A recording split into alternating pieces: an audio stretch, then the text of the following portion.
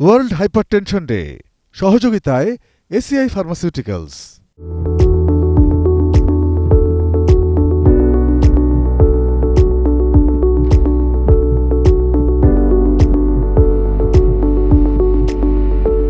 প্রিয় দর্শক, আপনারা দেখছেন ATN news. World hypertension day উপলক্ষে এসিআই ফার্মাসিউটিক্যালসের সৌজন্যে এটিএন নিউজের 10 পর্বের বিশেষ ধারাবাহিক আয়োজনে আপনাদের সবাইকে আমন্ত্রণ জানাচ্ছি। আমি ডক্টর ফাইজা রাহলা।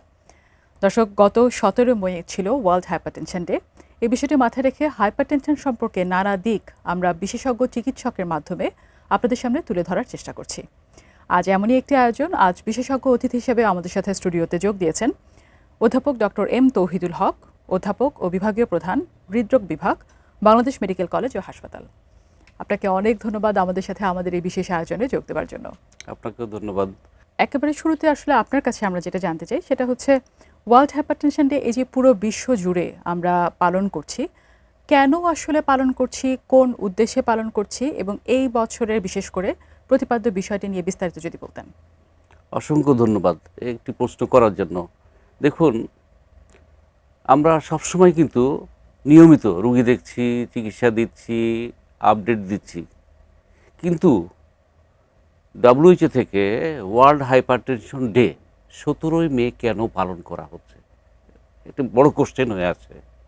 এটি ওয়ার্ল্ড হাইপারটেনশন লীগ নামে একটি সংস্থা, যারা 14 মেকে এটাকে পালন করত। পরবর্তীতে একটি ফিক্সড ডেট এর জন্য দেওয়া হলো, সেটি কি 17 মে। উদ্দেশ্যটা কি?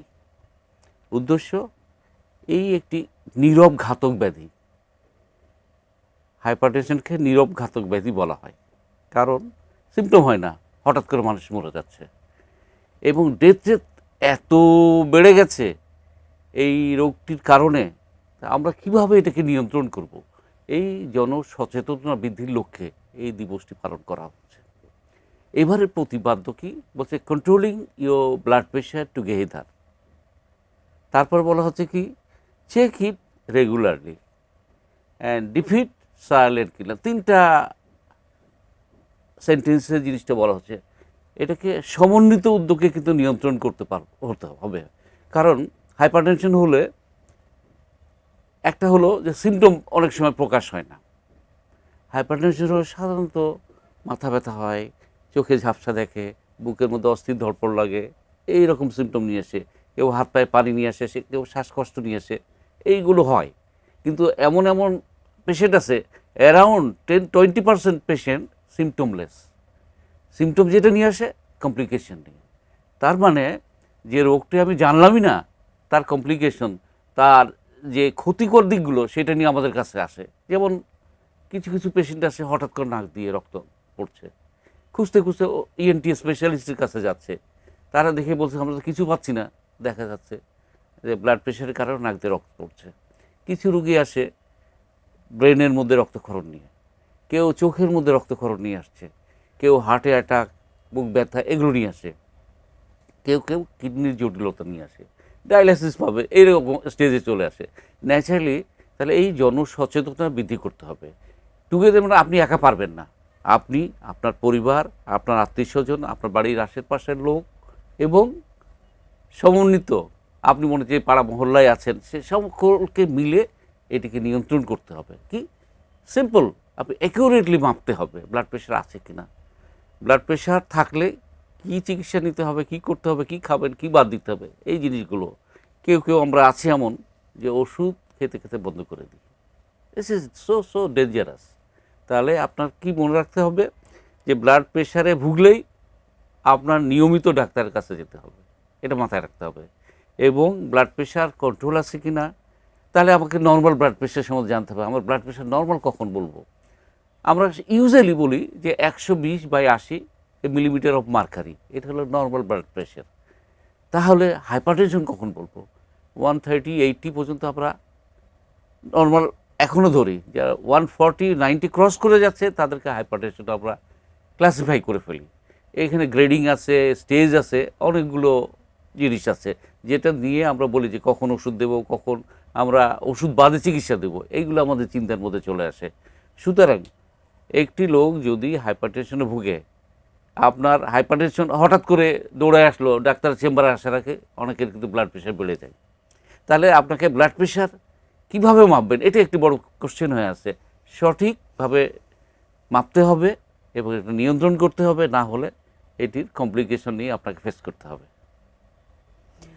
অনেকগুলো তথ্য আপনি এরই মধ্যে আমাদেরকে দিয়েছেন, এবং ব্লাড প্রেশার বেড়ে গেলে বা নিয়ন্ত্রণে না থাকলে কী কী ধরনের কমপ্লিকেশন হতে পারে, কী কী সমস্যা হতে পারে, এটা নিয়ে অনেকের হয়তো কিছু কিছু ধারণা আছে, যদিও আমরা শুনবো আপনার কাছে। তবে আপনি একটা ব্যাপারে আমাদেরকে বলেছেন, যেটা হচ্ছে হঠাৎ করে ডেথ, এবং ডেথ রেটও অনেক হাই এই অনিয়ন্ত্রিত উচ্চ রক্তচাপের জন্য। কেন আসলে অনিয়ন্ত্রিত থাকলে এবং দীর্ঘদিন থাকলে মানুষ মারাই যাচ্ছে টের না পেয়ে, এই ডেথের কজটা যদি বলতেন। আসলে হাইপারটেনশনের কোনো তথ্য কিন্তু আমাদের কাছে ওয়ার্ল্ড হাইপারটেনশন ডে অ্যারাউন্ড 30% উপরে বলছে।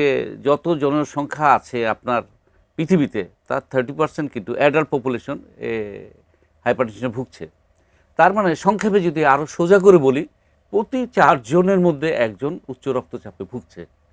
তাহলে যদি আপনার জনসংখ্যা বাংলাদেশে মনে করেন 20 কোটি, তাহলে কী পরিমাণে লোক আছে। বাংলাদেশের দুই একটা স্ট্যাটিস্টিক্স দেখা যাচ্ছে প্রায় 23-24% রোগী ভুগছে, কি পুরুষ কি মহিলা।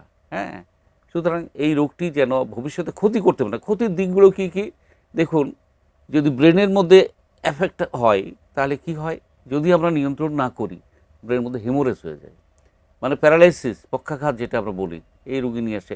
কেউ নাক দিয়ে রক্ত নিয়ে আসছে, কেউ চোখে দেখতে দেখতে হঠাৎ করে ব্লাইন্ডনেস হয়ে যায়, চোখে অন্ধ হয়ে যায়, কারো বুক ব্যথা হচ্ছে, হার্ট অ্যাটাক হয়ে যায়, কারো কারো কিডনি বিকল, মানে আমরা acute renal failure, chronic renal failure, এগুলো আমরা দেখি।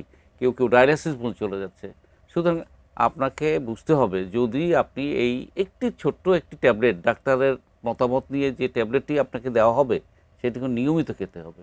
খেতে খেতে ছেড়ে দিলে ডেথ কিন্তু বেড়ে যায়।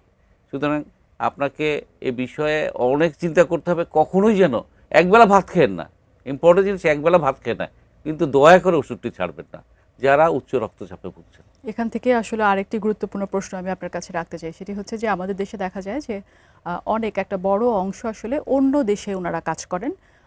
আমরা যাদেরকে আসলে রেমিটেন্স যোদ্ধা বলে থাকি, এবং ওনারাই দেখা যায় আমাদেরকে অনেকগুলো টাকা হয়তো পাঠাচ্ছেন, ওনাদের পরিবারকে পাঠাচ্ছেন, আমাদের পুরো দেশে আসলে উপকৃত হচ্ছে। ওনারা একটা নির্দিষ্ট সময় বছরে হয়তো দেশে আসেন এবং এসে তখন কিছু ডাক্তারকে দেখান বা স্বাস্থ্য পরীক্ষা করেন, যার যেটা সমস্যা সেই অনুযায়ী ওনারা হয়তো কিছু ওষুধপত্র কিনে নিয়ে চলে যান। কিন্তু ওখানে গিয়ে আসলে এই প্রেসক্রিপশনটাও হয়তো কাজ করে না, ওখান থেকে ওনারা ওষুধ হয়তো কিনতেও পারেন না। এরকম অনেকে দেখা যায় যে ওষুধটা আর কন্টিনিউ করতে পারছেন না। ওনাদের জন্য আপনার কি পরামর্শ, এবং এই যে সিচুয়েশনটাতে ওনারা পড়েন অনেক সময়, সেটা নিয়ে আসলে আপনি কি বলতে চান? আপনার মাধ্যমে যারা বিদেশে বসবাসরত আছে, কাজ করছে, যারা রিমিটেন্স যোদ্ধা বলছেন, আমাদের অর্থনীতির একটা বিশাল অংশ তাদের উপর ডিপেন্ড করে। তাদেরকে গ্রেড 1 সরকার থেকে তাদেরকে আপডেট একটা ভিআইপি মর্যাদা দিচ্ছে। আপনি যারা ফিরছে দেশে এয়ারপোর্টও দিচ্ছে, এবং তাদেরকে স্পেসিফিক কিছু ফ্যাসিলিটিস দেওয়ার চিন্তাভাবনা চলছে এবং দেওয়া হচ্ছে। এবং তাদের জন্য যারা মনে করেন উচ্চ রক্তচাপে বিদেশে আছেন, তারা হয়তো 2 মাস 3 মাসের ওষুধ নিয়ে যায়। মাথায় মনে রাখতে হবে, আপনি যে ওষুধটা খাচ্ছেন, পৃথিবীতে কিন্তু এই ওষুধ সব জায়গাতে এক। সুতরাং যদি ওষুধ কখনো আপনার শেষ হয়ে যায়, ওই দেশ থেকে, ওই দেশের মাধ্যমে, ডাক্তারদের মাধ্যমে আপনি কিন্তু ওই ওষুধগুলো নিতে পারবেন। কখনো কিন্তু ডিসকন্টিনিউশন করা যাবে না, অর্থাৎ খেতে খেতে বন্ধ করা যাবে, শেষ হয়ে গেলে আবার খেতে হবে। অনেকের ভুল ধারণা আছে, ব্লাড প্রেশারের ওষুধ খেলাম, ব্লাড প্রেশার তো আমার নিয়ন্ত্রণ হয়ে গেছে, আমার আর খাওয়া দরকার নেই। এটি একদম রং কনসেপ্ট। প্রয়োজন হলে আপনাকে কন্টিনিউ করতে হবে, এবং সেটা মাত্রা কমিয়ে দিয়েও খেতে হবে, কিন্তু বাদ দেওয়া যাবে না। হ্যাঁ, কিছু কিছু সিচুয়েশন আছে যেখানে সাময়িক বন্ধ রাখতে হয়। মনে করেন যে আপনার শরীর থেকে কোথাও রক্তক্ষরণ হচ্ছে, ব্লাড প্রেশার কমে গেছে, মনে করেন যে ডায়রিয়া হচ্ছে, ব্লাড প্রেশার কমে গেছে, সাময়িক বন্ধ রাখেন, কিন্তু লং টার্ম বন্ধ রাখা যাবে, তাহলে আপনার সাইড ইফেক্ট যেটা আমরা বলছিলাম সেগুলো কিন্তু হবে।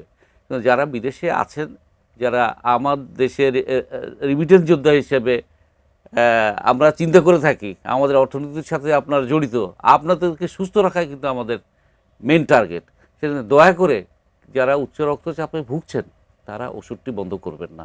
যেভাবেই হোক দেশের থেকে নিয়ে যান, অথবা বিদেশ থেকেও ওই ওষুধের কাগজ দেখিয়ে কিন্তু ওষুধ নিতে পারবেন। আপনি যে কোনো, ওখানে বাইরে কিন্তু ওষুধ কিনতে পাওয়া যায় না, কেউ দেয় না, থ্রো হসপিটাল এবং ডাক্তারের প্রেসক্রিপশন নিয়ে আপনাকে কিনতে হবে। ধন্যবাদ আপনাকে। ওনাদেরকে এই ব্যাপারটি মাথায় রাখতে হবে যে ওষুধ শেষ হয়ে গেলে আমাকে ইমিডিয়েটলি ওখানেই হাসপাতালে দেখাতে হবে এবং ওষুধ আবারও কিনতে হবে, কন্টিনিউ করতে হবে। কন্টিনিউ করতে হবে। আরেকটি বিষয় নিয়ে একটু জানতে চাই আপনার কাছে, যে এই যে যেটা আপনি বলছিলেন যে অনেক সময় দেখা যায় যে ওষুধ শেষ হয়ে গেল, অনেকে এরকম থাকেন যে যারা মনে করেন যে ঠিক আছে আমার ওষুধ শেষ হয়ে গেছে, আমার অমুকের হয়তো আমার রুমমেট বা আমার নেইবার বা বন্ধু বান্ধব ওনার কাছে ওষুধ আছে, আমি ওটা নিয়ে খাওয়া শুরু করলাম। এই ব্যাপারটি খুবই ভয়াবহ। এই ব্যাপারে যদি একটু আমাদের হ্যাঁ, জি, দর্শকদেরকে দারুণ, বিস্তারিত বলতেন। দারুণ। এই অনেকে বলে যে ঠিক আছে ও একটা ওষুধ খাচ্ছে, আজকে আমার ওষুধ না, আমি ওর ওষুধ না। সব নিয়ম হলো আপনি যে ওষুধটি খাচ্ছেন, হাইপারটেনশনে অনেকগুলো ওষুধ আছে। হ্যাঁ, মার্কেটে অন্তত 20-30 আইটেমের ওষুধ আছে।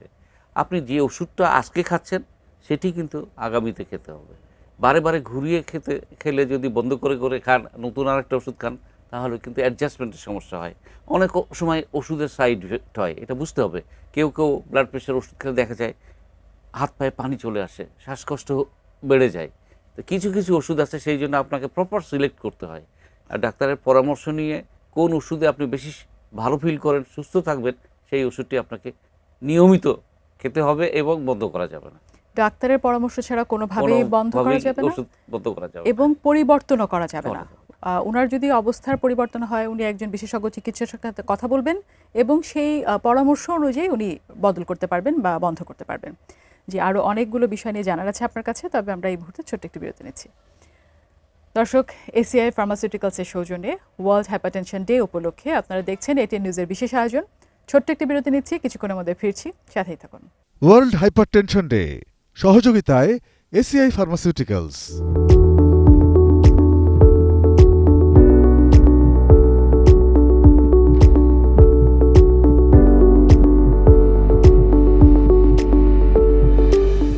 ফিরে এলাম বিরতির পর। এসিআই ফার্মাসিউটিক্যালসের সৌজন্যে আপনারা দেখছেন ওয়ার্ল্ড হাইপারটেনশন ডে উপলক্ষে এটিএন নিউজের বিশেষ আয়োজন। আরও একবার আপনাদের সবাইকে আমন্ত্রণ জানাচ্ছি, আমি ডক্টর ফায়জা রাহলা। দর্শক, আজকে অতিথি হিসেবে আমাদের সাথে যোগ দিয়েছেন অধ্যাপক ডক্টর এম তৌহিদুল হক। বিরতিতে যাবার আগে আপনার কাছ থেকে আমরা হাইপারটেনশন নিয়ে অনেকগুলো তথ্য পেয়েছি এবং ট্রিটমেন্ট নিয়ে আসলে অনেক কিছু শুনেছি।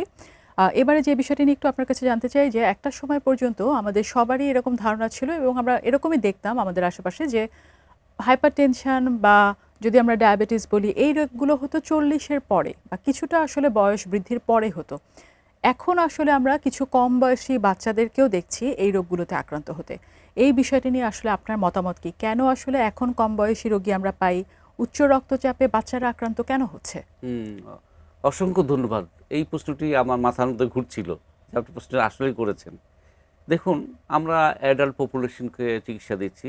অনেক সময় গত 2 দিন আগেই মা বাবা তার 13-14 বছর একটা ছেলেকে নিয়ে আসছে, বলে স্যার এক জায়গায় গেছিলাম, মাথা ব্যথা হয়, প্রায় বলে মাথা ব্যথা করে। তো ওনার বললো যে ব্লাড প্রেশারে ভুগছে। হ্যাঁ, আসলে রিয়েল, আমরা রিয়েল ব্লাড প্রেশার দেখলাম, বেশি পেলাম, কিন্তু ওষুধ আমি চালু করতে চাচ্ছি না। সেই ক্ষেত্রে কী করলাম, যে এবিপি বলি আমরা, একটা মেশিন আছে, যে মেশিনটা আমরা হাতে লাগিয়ে দিই, 24 ঘন্টাতে ব্লাড প্রেশার রেকর্ড করে। এই মেশিন দিয়ে আমরা 24 ঘন্টা দেখলাম, হ্যাঁ তার আসলেই 3-4টা পিক বেশি দেখলাম। এবং মা বাবা দুইজনে কিন্তু ব্লাড প্রেশারের রোগী। ন্যাচারালি ছেলের মধ্যে ব্লাড প্রেশার হওয়ার কথা, কিন্তু টু আর্লি এজে। ইউজুয়ালি এটা 30-40 বছরের পরে হয়, কিন্তু ওর 12-13 বছরের মধ্যে ও চলে আসছে। তাহলে তো ওষুধ, আমরা চেষ্টা করছি যে ওষুধ না দিয়ে পারা যায় কি না, কিন্তু ছেলেটা ওবেজ হয়ে যাচ্ছে, মোটা হয়ে যাচ্ছে। এবং করে কি, বাইরে গেলে যত আইটেম ফাস্টফুড আছে সব তার পছন্দ, বাসার খাওয়া পছন্দ করে না। তাহলে কি দাঁড়ালো, আমরা দেখেন যখন স্টুডেন্ট ছিলাম আমরা নিয়মিত খেলাধুলা করতাম, দৌড়াইতাম। এখন বাসায় ছেলেমেয়েরা কী করে, ভালো লাগতেছে না, এই টেলিফোন দেখতেছে, গেম খেলছে, অনলাইনে অর্ডার করছে, বাসায় কিন্তু সেই ফাস্টফুড আসছে যেটার মধ্যে লবণ বেশি আছে, ফ্যাট বেশি আছে, এইগুলো খাচ্ছে। খেয়ে সে মোটা হয়ে যাচ্ছে, খরচ করার জায়গা নেই, আবার সে ওই ফেসবুক দেখছে অথবা গেম খেলছে। তো ন্যাচারালি আপনাকে যেটাই আমি খাবো না কেন খরচ করতে হবে, খরচ করার কোনো জায়গা নাই।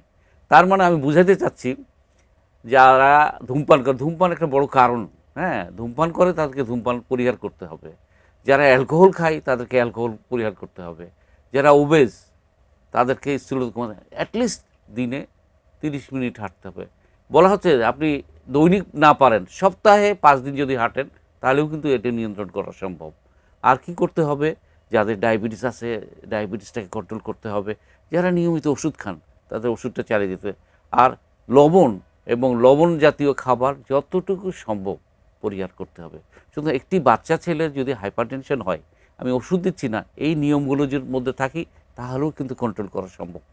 আর যখন দেখব যে না হচ্ছে না, যে কোনো সময় কমপ্লিকেশন হওয়ার সম্ভাবনা আছে, তখন আমরা ওষুধ দিয়ে দিই। ওষুধ রেগুলার খেতে হবে, ছেড়ে ছেড়ে খাওয়াই যাবে না, যেটা আগেও বললাম। আর বাচ্চাদের মধ্যে আসলে প্রবণতা হলো ওরা খেলাধুলা করে, লেখাপড়া নিয়ে ব্যস্ত থাকে, আর এত লেখাপড়ার চাপ বেড়ে গেছে ওষুধ খাওয়ার কথা মনে থাকে না। ন্যাচারালি মা বাবাকে একটু খেয়াল রাখতে হবে, আর তারা ওষুধ খাচ্ছে কিনা এটাকে এনশিওর করতে হবে। সুতরাং বাচ্চা না হলে আমরা হাসপাতালে গেলেই অল্প বয়সের ছেলে মেয়েরা দেখি স্ট্রোক নিয়ে হাসপাতালে ভর্তি হয়। 22-23 বছরের ছেলে মেয়েরা বলে যে ও ওষুধ খেত রেগুলার, হঠাৎ এই মাসখানি হলো ওষুধ বন্ধ করে দিয়েছে। একটি ওষুধ খেলে কিন্তু সে সুস্থ থাকতো, ওষুধ বন্ধ করার ফলে সে এখন হাসপাতালে মৃত্যুশয্যা আছে। আরও ইন্টারেস্টিং জানেন কি, মুখে খেতে পারে না, নলের মাধ্যমে খেতে হয়, নলে প্রস্রাব করতে হয়। হ্যাঁ, খুব ডিজাস্টার, পিঠে ঘাও হয়ে যায়, হ্যাঁ, শুয়ে থাকতে থাকতে। ন্যাচারালি এইগুলো আমরা কখনো আনওয়ান্টেড জিনিস আমরা চাই না। আমরা চাই একটি ছোট্ট ওষুধ খাবো এবং সুস্থ জীবনযাপন করতে চাইবো। এরপরে একটু আপনার কাছে যেটা নিয়ে আসতে চাই সেটা হচ্ছে পরিসংখ্যান নিয়ে। আমরা পুরো বিশ্বে যেহেতু আসলে পালন করছি ওয়ার্ল্ড হাইপারটেনশন ডে, এবং আমরা সচেতন করার চেষ্টা করছি পুরো বিশ্বের মানুষকে, পুরো বিশ্বের পরিসংখ্যানটি নিয়ে যদি আমাদেরকে একটু বলতেন, এবং তার সাথে সাথে আমাদের দেশে পরিসংখ্যান, সঠিক পরিসংখ্যান আছে কিনা, আমরা জানি কিনা আসলে। আমাদের দেশের কথা বলি, আমাদের দেশে 2-3টা স্ট্যাটিস্টিক হয়ে গেছে, হ্যাঁ, অলরেডি। একজন দেখালো যে অ্যারাউন্ড 21% অ্যাডাল্ট পপুলেশন হাইপারটেনশনে ভুগছে। একজন দেখালো 25%। আমাদের পার্শ্ববর্তী দেশে দেখাচ্ছে 34%। ওয়ার্ল্ডের মধ্যে ওভার 30 to 35-এর মধ্যেই এই রেঞ্জে ভ্যারি করে। এক এক দেশে এক এক রকম। আপনি মানে আফ্রিকার কান্ট্রিতে হাইপারটেনশন মাত্রা অনেক বেশি, হ্যাঁ, এশিয়ানদের তুলনায়। এশিয়াতেও আছে, ইউজুয়ালি আমরা দেখি 30 থেকে 35-এর মধ্যেই থাকে। আর আমাদের আরও সঠিক মানে যেটা আমাদের জানা থাকে, প্রতি 4 জনে একজন ভুগছে কিন্তু অ্যাডাল্ট পপুলেশন। সুতরাং এটির মাত্রা, ডেথ টেথ এত বেড়ে গেছে। আগে যেমন ইনফেকশাস ডিজিজে ডেথ টেথ বেড়ে যেত, এখন কিন্তু নন ইনফেকশাস, স্পেশালি কার্ডিওভাস্কুলার ডেথ কিন্তু নাম্বার 1। সেই জন্য এটাকে কিলার ডিজিজ বলা হচ্ছে বর্তমানে। সুতরাং এটার ব্যাপারে এবং স্পেসিফিক ডে পালন করা হচ্ছে, যেন মানুষকে আমরা জনসচেতনতা বাড়াতে পারি, যেন আমরা নিয়মিত ওষুধ খেতে পারি, কিভাবে চলতে হবে, কিভাবে আমরা থাকবো, কিভাবে আমরা আমাদের লাইফস্টাইল আমরা মেনটেন করব, এগুলো কিন্তু আমাদের জানতেই হবে এবং এইভাবে আমাদের চলতে হবে। কারণ প্রতিনিয়ত কিন্তু এই দিবসগুলো পালন করা হচ্ছে, কারণ একটাই, মানুষকে সচেতন করা এবং ডেথ রেটকে কমাইতে হবে, মেনটেন। কারণ এটির চিকিৎসা তো আছে, পরীক্ষা নিরীক্ষা কিন্তু আরও ব্যয়বহুল। মনে করেন হার্টে অ্যাটাক হয়ে গেছে, পরীক্ষা নিরীক্ষা অনেক ব্যয়বহুল। সেই জন্য আপনাকে ব্যয়বহুল চিকিৎসা এবং চিকিৎসা লাইফ লং, এই জিনিসগুলো মাথায় রাখতে হবে। আপনাকে সেই জন্য প্রিভেন্টিভ সাইড আগের থেকেই আপনাকে চিন্তা করতে হবে, যেন এই রোগটি আসার আগে আমরা আটকে ফেলতে পারি। এখানে একটা ব্যাপার নিয়ে আমি একটু জানতে চাই, যেহেতু আমরা আসলে রিস্ক ফ্যাক্টরের মধ্যে বারবারই বলছি যে যদি আসলে কেউ জাঙ্ক ফুড বেশি খায়, অনিয়ন্ত্রিত জীবনযাপন, ওনার কোনো পরিশ্রম হচ্ছে না, সেডেন্টারি লাইফস্টাইল, খাদ্যের নিয়ন্ত্রণ থাকছে না, এই ব্যাপারগুলো যার জীবনে ঘটছে, উনি আসলে উচ্চ রক্তচাপে বেশি আক্রান্ত হচ্ছেন। সেক্ষেত্রে আমাদের এই পরিসংখ্যানে কি আমাদের দেশের শ্রমজীবী মানুষ যারা আছেন, যারা হয়তো প্রতিদিনই যাদেরকে অনেক পরিশ্রমের কাজ করতে হচ্ছে, যিনি হয়তো ভ্যান চালাচ্ছেন বা যিনি কৃষি কাজ করছেন, তাদের কিন্তু ফিজিক্যাল অনেক কাজ থাকে, ওনারা কি কম আক্রান্ত হচ্ছেন, নাকি ওনাদেরও আপনি বলবেন যে একই ধরনের এই পরিসংখ্যান? পরিসংখ্যান ওইভাবে করা হয়নি, তবে যে যারা মনে করেন যে মিডল ক্লাস বা পোর ইকোনমিক্স, এই গ্রুপের লোকজনের মধ্যে কিন্তু ব্লাড প্রেশার ইউজুয়ালি 2 ভাগে ভাগ করা হয়, একটা প্রাইমারি বলা হয়, একটা সেকেন্ডারি বলা হয়। প্রাইমারি 95% ক্ষেত্রে আমরা কিন্তু কোনো কারণ জানি না। একটা genetic factor very very very important. মা বাবার আছে, সন্তানদের হবে, সুতরাং আগে থেকে আপনাকে কনসাস থাকতে হবে। এবং গরিব মানুষেরও হতে পারে, বড় লোকদেরও হতে পারে, বাচ্চাদের হচ্ছে, মহিলাদের হচ্ছে, প্রেগনেন্সিতে হাইপারটেনশন হচ্ছে, ন্যাচারালি অনেকভাবেই আসতে পারে। যেভাবেই আসুক এটিকে নিয়ন্ত্রণ করতে হবে, না হলে ডেথ টেট বেড়ে যাবে। সবাইকেই সাবধান থাকতে হবে, ওনার আসলে লাইফস্টাইল যেমনই হোক, কিন্তু এই যে আমরা বলছি সচেতন হতে হবে এবং প্রেশারটা মেপে দেখতে হবে, এই ব্যাপারে সচেতন সবাইকেই হতে হবে। আরেকটা জিনিস আপনার মনে করিয়ে দিই, ব্লাড প্রেশার মাপার কিন্তু কিছু নিয়ম আছে। আপনি মনে করেন এই যে ব্লাড প্রেশার যেগুলো ডিজিটাল আমরা বলি, প্রতি মিনিটে যদি আমি মাপি ভ্যারিয়েশন হয়, এটাকে আমাদেরকে আরও প্যানিক করে দেয়, আরও ব্লাড প্রেশার বাড়িয়ে দেয়। তো ন্যাচারালি একটা ব্লাড প্রেশার রুগীকে ব্লাড প্রেশার মাপতে গেলে কিছু নিয়ম পালন করতে হবে। যেমন হঠাৎ আপনার চেম্বারে আসলো, সে বাইরে থেকে ধূমপান করে আসলো, সে টি কফি অ্যালকোহল এগুলো খেয়ে আসলো, এগুলো খেয়ে আসলে কিন্তু ব্লাড প্রেশারের মাত্রা বেশি পাওয়া যাবে। ন্যাচারালি আপনাকে আসলে মানুষের সাথে একটু গল্প করতে হবে, তাকে রিল্যাক্স করতে হবে, তাকে একটু শোয়ায় দেখতে হবে। ব্লাড প্রেশার শোয়ায় মাপতে হয়, বসে মাপতে হয়, দাঁড়িয়ে মাপতে হয়, এইগুলো দিয়ে অনেকভাবে অ্যাসেস করতে হয়। হ্যাঁ, ডাক্তারদের চেম্বারে আসলে ব্লাড প্রেশার মাত্রা কারো কারো বেড়ে যায়, এটা একটা গ্রুপ আছে। আবার বের হয়ে গেলে চেম্বার থেকে অটোমেটিক নর্মাল হয়ে যায়, ওষুধ লাগে না।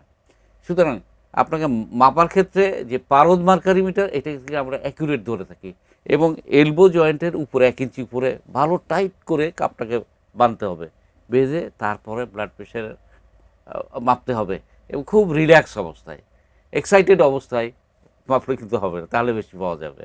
রিল্যাক্স অবস্থায় মাপতে হবে, পারদ মার্কারি মিটার দিয়ে মাপতে হবে, এবং আপনি ধূমপান, অ্যালকোহল, কফি, টি এগুলো অ্যাভয়েড করে বিশ্রাম নিয়ে তারপর মাপবেন। ধন্যবাদ আপনাকে। এই যে ব্লাড প্রেশার মাপার কথা বলছেন, অনেক সময় দেখা যায় যে অনেকে হয়তো তার ব্লাড প্রেশার নেই, উচ্চ রক্তচাপে উনি ভুগছেন না, কিন্তু হঠাৎ করে ওনার অনেক খারাপ লাগছে এবং তখন ব্লাড প্রেশারটা মেপে দেখা গেল যে ওই সময়ে বেশি আছে।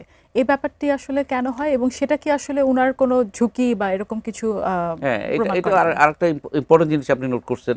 জিনিসটা হলো কি, কিছু সিমটম নিয়ে আসে কিছু রোগী, কিছু অ্যাসিমটোমেটিক হয়, কেউ বলতেই পারে না। এ ব্লাড প্রেশার মাপছে বন্ধু বান্ধব, এ আমারটা দেখো, হঠাৎ করে দেখে যে অনেক ব্লাড প্রেশার।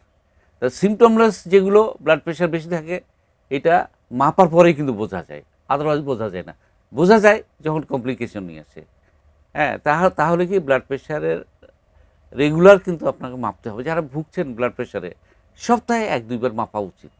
হ্যাঁ, মেপে আর দেখা যারা উচিত। এখনো ভুগছে না, পরিবারের পারিবারিক হিস্ট্রি আছে, মা বাবার মধ্যে ছিল, দাদার বংশে ছিল, অথবা মনে করেন যে নানার বংশের ব্লাড প্রেশারের রুগী আছে, আমার ভাই বোন অন্যরা ভুগছে, এরকম থাকলে আপনাকে কিন্তু অ্যাটলিস্ট সপ্তাহে 1 বার করে চেক করতে হবে। আর মেপে যদি দেখতে অসুস্থ হবে। ফিল করেন, মাথা ব্যথা হচ্ছে, ঝিমঝিম লাগছে, তখন তো খারাপ লাগছে, তখন অবশ্যই অবশ্যই ব্লাড অবশ্যই প্রেশার চেক মাপতে করতে হবে। হবে। জি, আপনাকে অনেক ধন্যবাদ। আমাদের এই বিশেষ আয়োজনে আপনি এসেছেন এবং আমাদের দর্শকদের উদ্দেশ্যে অনেকগুলো তথ্য দিয়েছেন। অনেক ধন্যবাদ। আপনাকেও ধন্যবাদ।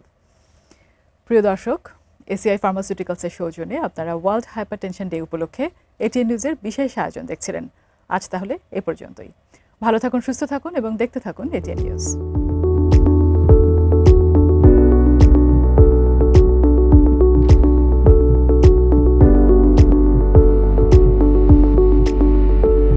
সহযোগিতায় এসিআই ফার্মাসিউটিক্যালস।